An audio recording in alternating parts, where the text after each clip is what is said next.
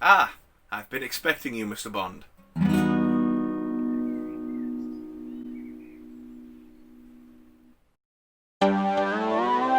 Hi folks, how you doing? It's James, JT at the movies, back here again for another video in my movie space. And today, what I want to talk about is how I would currently rank the 24 official James Bond films. So this is going to be that video.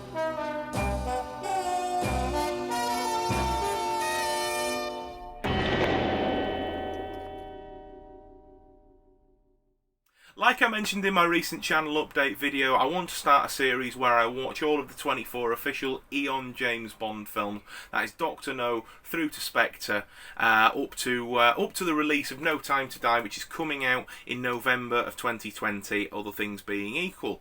And I thought that it'd be really good to do a ranking video of where I would rank each of the 24 films right now, then do a review series talking about each of the films in depth as I re-watch them once a week, and then from there, once we've seen No Time to Die, do a bit of an epilogue video at the end, see if that ranking video still stands, and any changes that might have sort of come along the way with the the next sort of 5 months rewatching them. So with that being said, what I'm going to do, as I always do when I have a ranking video, is I'm going to do dishonourable and honourable mentions. Now there are 2 dishonourable mentions. So that's right, you've probably guessed already that before I jump into the official 24, that I would rank the 3 unofficial films. So that is obviously Casino Royale, the 1954 television broadcast where they make James Bond, an American CIA agent played by Barry Nelson, and Felix Leiter. They make him the English agent Clarence Leiter, with Peter Lorre starring opposite them as Le Chiffre. And I believe it's Linda Christensen that takes on the role of Valerie Mathis, which is a combination of the Vesper character and the Mathis character. The whole thing is a butchering of the Ian Fleming story of Casino Royale. It takes the basic plot points, i.e., there's agents battling against a supervillain over a game of cards to stop him from funding terrorism by basically playing gambling, and that's pretty much where the similarities to the book and subsequent film adaptations end, and it's just dire. I don't know what they were thinking, but it's just dire. So my next dishonourable mention is the second adaptation of Casino Royale. Ian Fleming was so desperate to have James Bond turned into an action hero of of the silver screen, and was so desperate to see that happen that he made many a mistake in his early attempts to get James Bond made into a film. We'll talk about those mistakes as we go through this list. But the first being is that he sold off the rights to Casino Royale. That allowed the TV show that we've just talked about to be made, but it also allowed this next film to be made. Initially, the owners to the rights for Casino Royale wanted to team up with EON Productions, with Harry Saltzman and Albert Broccoli, and make Casino Royale starring Sean Connery around 1967. However, after having a bad experience on Thunderball, which I'll come to in a moment's time, working in partnership with Kevin McClory, they opted not to do that and just to continue adapting the Bond stories that they had the rights to do so. So, not wanting to make a rival franchise, not wanting to compete with a franchise that was nearly a decade old at this point, and had Sean Connery at the height of his fame and power in it, they decided to completely lampoon the whole thing and turn it into a comedy, and it's awful. It's just so awful, and the less said about it, the better. It's got David Niven, it's got Peter Sellers in it, Ursula Andress comes back, there's Woody Allen, there's Orson Welles, there is a whole host of fantastic actors and actresses in it, and it's just utter dearie me.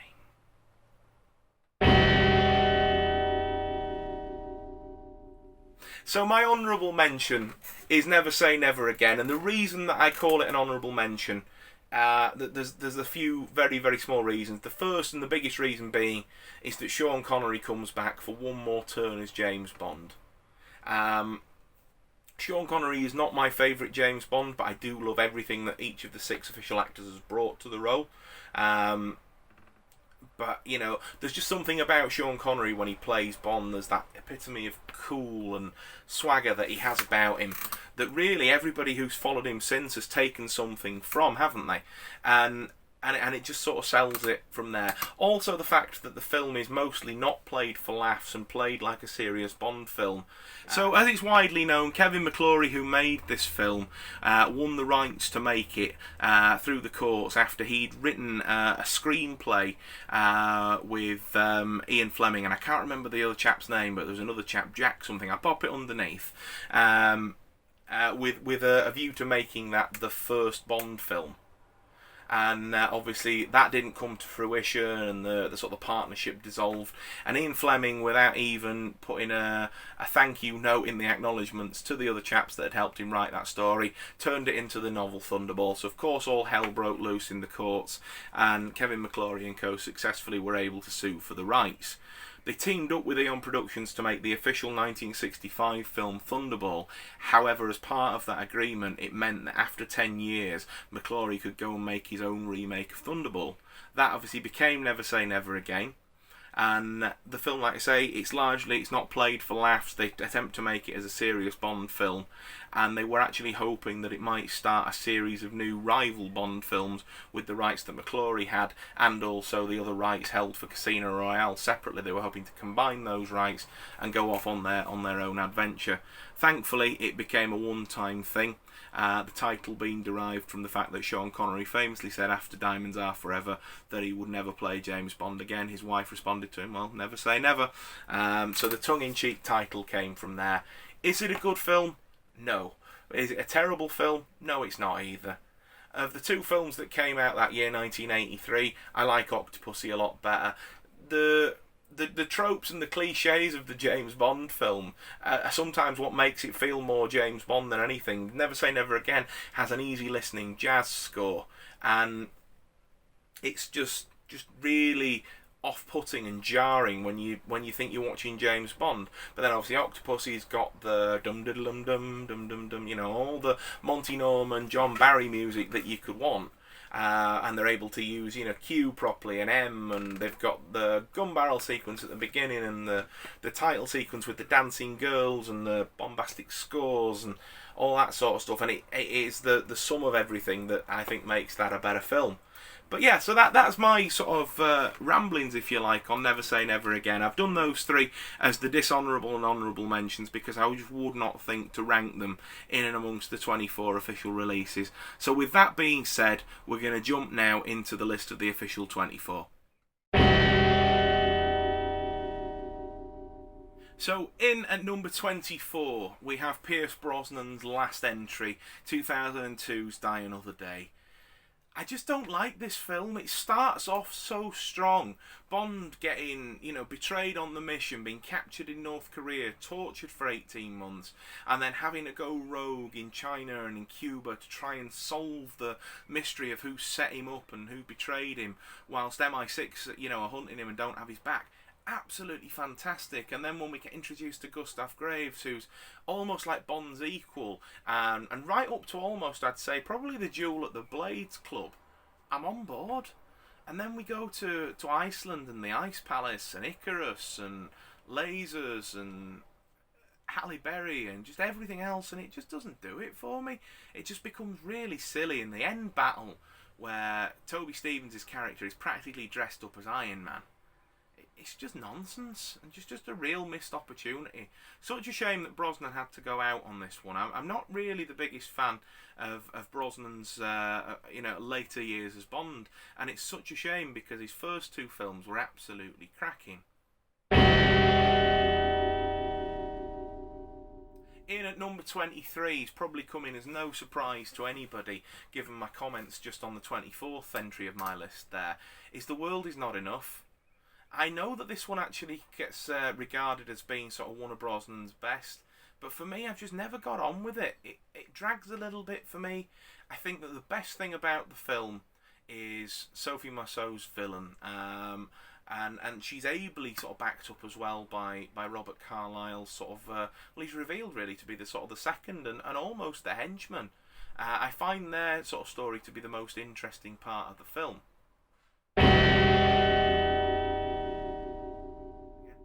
In at number 22, we have Daniel Craig's most recent release, to date at least, and that's Spectre. Now, if you'd have asked me in 2015 when this film came out, you'd have probably found this somewhere in my top 10, but upon repeated viewings, well, see, here's the thing. I get about 3/4 of the way through the film, and then when we get back to London at the end, and it's the whole, we're brothers, James, and actually my name's Blofeld, and and all that nonsense, and I was the author of all your pain, and Silver and Green and everybody, it was all me. I lose interest, and it just all becomes really, really silly, and stops feeling like a Bond film really to me, and I'm really, it's a real shame, but I just think it's a missed opportunity. I love the Daniel Craig films, but it has to be said that all of them prior to Spectre didn't feel like a traditional Bond film. And I really wanted, more than anything, to see Daniel Craig do a classic era Bond film, gun barrel at the start, unrelated pre-title sequence, mission from M sort of thing, allies and girls along the way sort of thing. And this is as near to that as we've got. And it just really misses the mark, and it's such a shame. In at 21. Okay, so I'm going to take a moment now to just sort of say, obviously, this is very much my subjective list. And after Die Another Day, which I would say is the only one in the official series that I don't like, I like all of these films. There's just 20 films that I like more than what's come before, but please do continue to watch after this point. My pick at number 21 is Goldfinger. Alright, okay, I know, I can hear the booing through the camera. I do like this film. Like I say, I love all the films going forward, from this point in the list.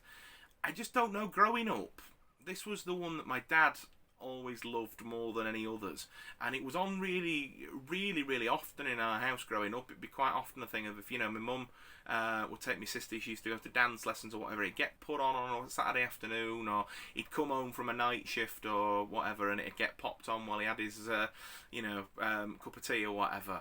And like I say, it's just one that was always on, and it never really grabbed me. Now I've learnt to appreciate it more as I've grown up myself and become an adult, and I really understand why this film is the one that's considered to be quintessential, and sort of the one that launched it all. But I don't know, there's just something about it for me, and it really disappoints me, because I always feel like I'm missing something when everybody goes on about Goldfinger, and I've just never got it. But yeah, so that's why it comes in at 21, really. In at number 20, much for the same reasons as Goldfinger, we've got Roger's third film, The Spy Who Loved Me.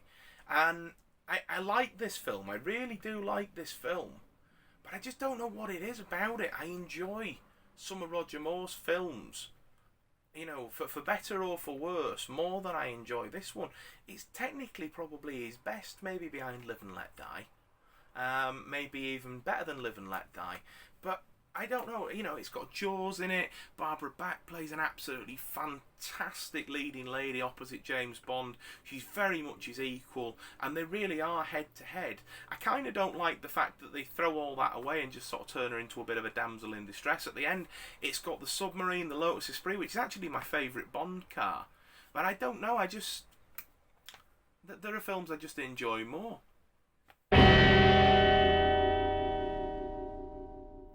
In at number 19, we have the follow-up to The Spy Who Loved Me, and that's Moonraker.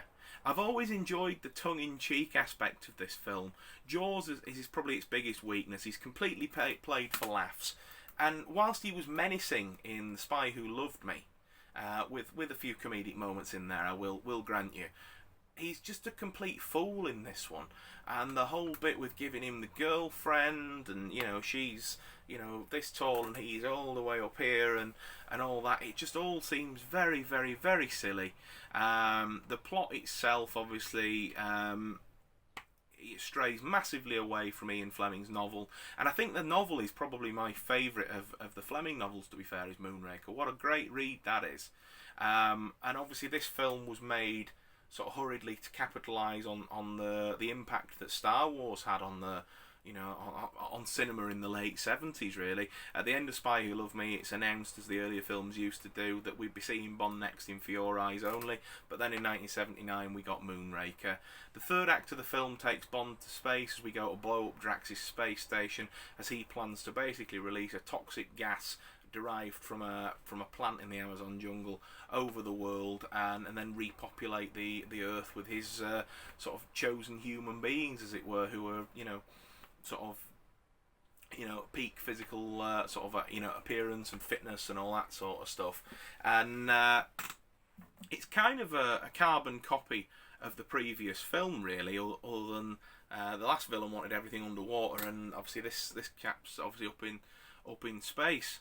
There's I don't know what it is about it that makes it just ever slightly more enjoyable, but there you go, it's in at number 19. In at number 18, we've got Sean Connery's last official appearance, and that's Diamonds Are Forever. This film is not great when you compare it to the rest of Sean Connery's tenure. Heck, I'd even say that he's more convincing as Bond in Never Say Never Again. He certainly looks more the part. He was brought back notoriously after George Lazenby did a one-hit wonder with On Her Majesty's Secret Service, and then, upon the advice of his agent, decided he didn't want to get typecast as James Bond and left after one picture. It's also widely reported that Lazenby was quite difficult to work with, and that the producers maybe didn't want him back as well. They paid Sean Connery the absolutely astronomical fee at the time of $1.2 million to come and make this film, and also United Artists, the studio behind the films, gave him a 2-picture deal to make any 2 films that he wanted to do. You can kind of tell that Connery's just in this for the money. He's phoning it in, and it's just not his best work. And given what came before it with On Her Majesty's Secret Service, yes, Lazenby is wooden, yes, he's not really an ideal James Bond, but given how emotionally sort of charged that story was, we deserved a gritty revenge thriller, and we just didn't get it. This film is sort of a bit of a start of the things to come. It's played for laughs, as pretty much most of Roger Moore's tenure is. In at number 17, we have Sean Connery's penultimate turn as James Bond in the official series, and that's You Only Live Twice.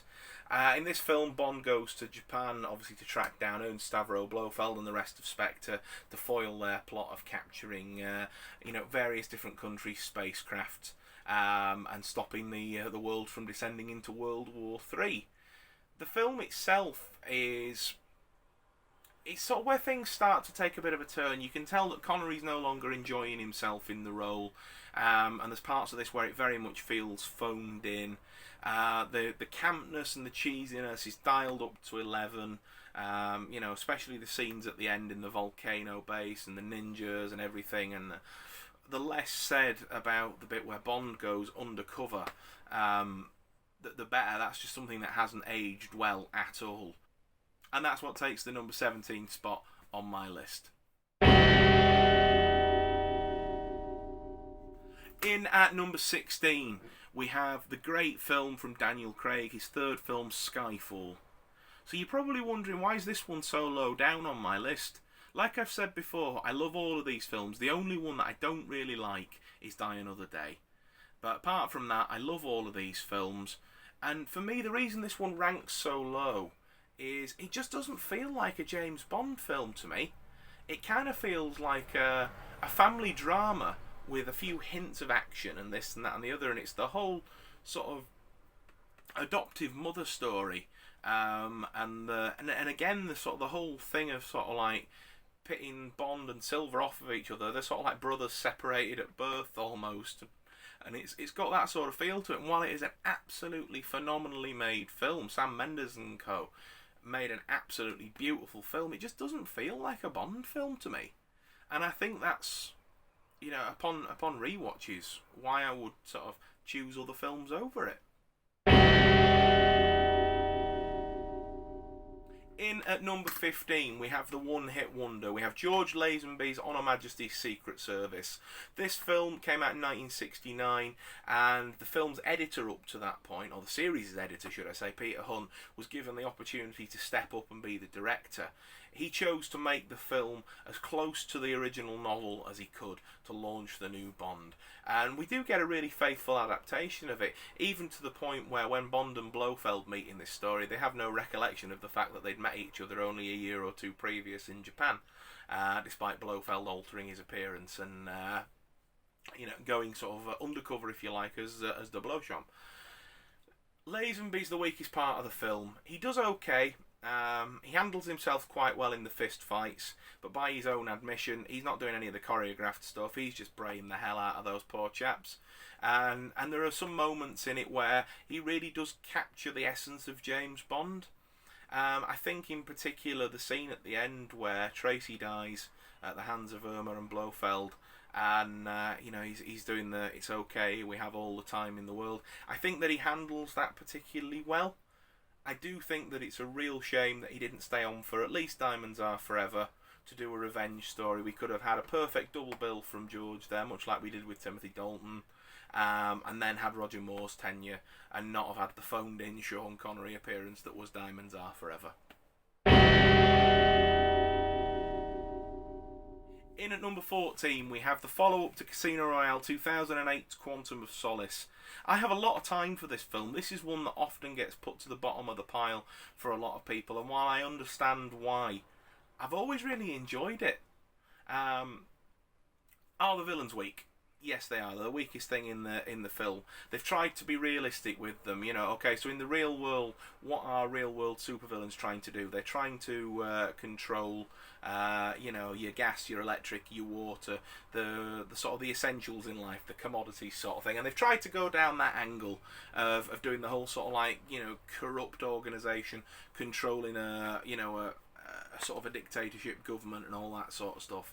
And it doesn't really feel Bondish, and I get why people don't appreciate it. But I've always really liked the action in this film. I've liked the aesthetic and the look of it. The closing scene in Russia is one of my favourite closings of any Bond films. The "we need you back, well I never left," and then gun barrel across the screen. I'm not really a fan of the gun barrel at the end, but with that one it works. It really works. I suppose it works really in Skyfall as well, when we have the classic M briefing, and it just all feels very quintessential Bond. But with that one in particular, it works. I really like the fact that they show that Bond's grieving for Vesper and feels conflicted about all his emotions with that, that thing. Yes, he does have the relationship with Agent Fields, but it doesn't go anywhere. Obviously, she's killed at the hands of the villains, and I'm really glad that they didn't force the romance with Camille, who is obviously the leading lady of the film, but she's very much Bond's equal. She's got her own mission. She's going after General Medrano. Bond wants to make sure that Green and his men are brought to justice, and it just so happens that leads them on the same road. They don't force them to end up having a highly sexualized relationship at the end of the film, as comes with so many other Bond films. Moonraker, for example, it sort of feels very forced, and you sort of get what I'm getting at. I do enjoy the film. It is one that I come back to reasonably regularly. I tend to watch it more on its own rather than as a direct follow-on to Casino, which obviously I know that it is, but they do feel like chalk and cheese in terms of the way that they're made. But on its own, I think it's aged quite well. In at number 13, we have the first of Sir Roger Moore's appearances as James Bond. This is Live and Let Die. And this film, along with all the 70s Bond films, takes inspiration and influence from popular films of the day. This particular film draws heavily on the sort of the blaxploitation genre, as obviously, like say, Moonraker did with Star Wars, and Octopussy took inspiration from Raiders of the Lost Ark and Jewel of the Nile and all that sort of stuff. This film, very much draws from that sort of genre.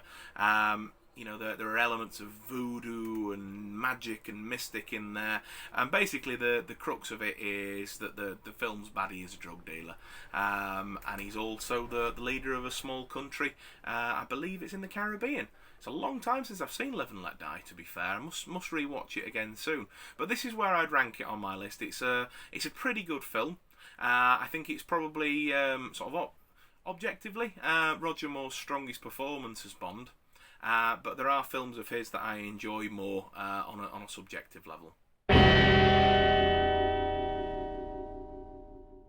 And in at number 12 is one of those very films, The Man with the Golden Gun. So we talked about, obviously, the fact that the films were influenced by popular films of the day. This film is very much influenced by martial arts films of the day, early Jackie Chan, Bruce Lee, that sort of thing. It's set out in the Far East, and very much has that sort of a feel to it. Martial arts plays a real sort of central role in the first half of the film.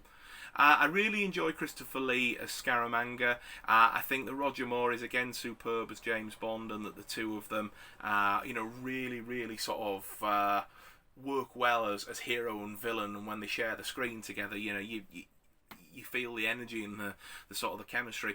Brett Eklund is not a great Bond lady at all. She's really just there as a damsel in distress, and while sometimes that works in the films, it just really doesn't work with this one. She's forever getting kidnapped or getting herself into bother, and it's just a shame that they didn't do more with Ms. Anders, played by Maud Adams, in the first of her two official appearances in the Bond films, as I found her to be a much more compelling leading lady, and I think it would have been nice to have had that explored further. I enjoy the film just a little bit more than Live and Let Die, and that's why it takes this spot on the list.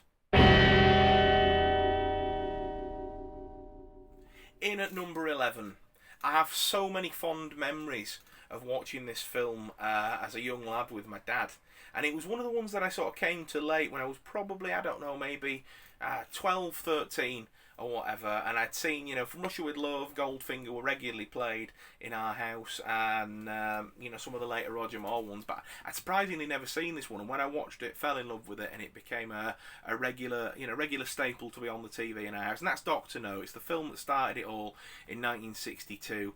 Bond is sent out to Jamaica to investigate the death of his colleague Strangways. It's there that he learns of the villainous Dr. No, teams up for the very first time with Felix Leiter, and as well local agent Quarrel. They're a really great cast of characters. We're introduced to the first Bond leading lady, and that is Honey Rider, played by Ursula Andress. The scene of her emerging from the water with carrying the knives and the shelves has become an iconic image of cinema. Sean Connery, first utters the words, the name's Bond, James Bond, and it just sets us off on the journey that we've been on for nearly the last 60 years. I absolutely love this film. It to me is just brilliant.